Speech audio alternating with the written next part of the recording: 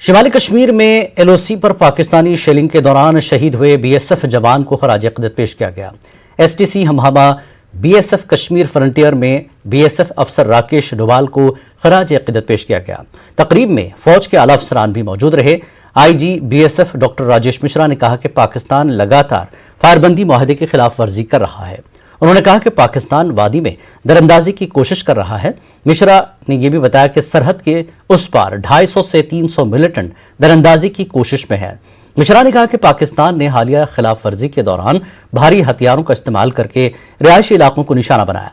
उन्होंने कहा कि जो जवानों ने पाकिस्तान का मुंह तोड़ जवाब दिया और पाकिस्तान के कई चौकियों को तबाह कर दिया है।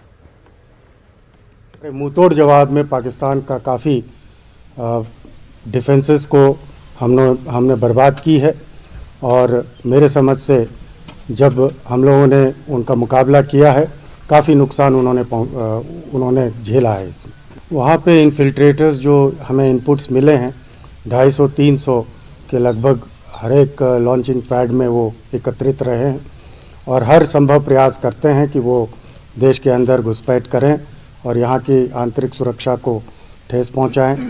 लेकिन सेना और सीमा सुरक्षा बल इस चीज़ को नाकाम करने में काफ़ी कामयाब रही है। उसी के उदाहरण पूर्व में भी रहे हैं और अभी भी वैसे ही हो रहा है। पाकिस्तान अकारण बिना कारण के बड़े हथियारों के साथ सीज़ फायर वायलेशन किया है, जिसके तहत ये कार्रवाइयाँ हमें करनी पड़ी और हमें भी थोड़ी सी नुकसान हुआ है, जिसमें राकेश डोभाल भी वीर गति को प्राप्त हुआ। What is your message to Indians, Americans, or the international community after this attack?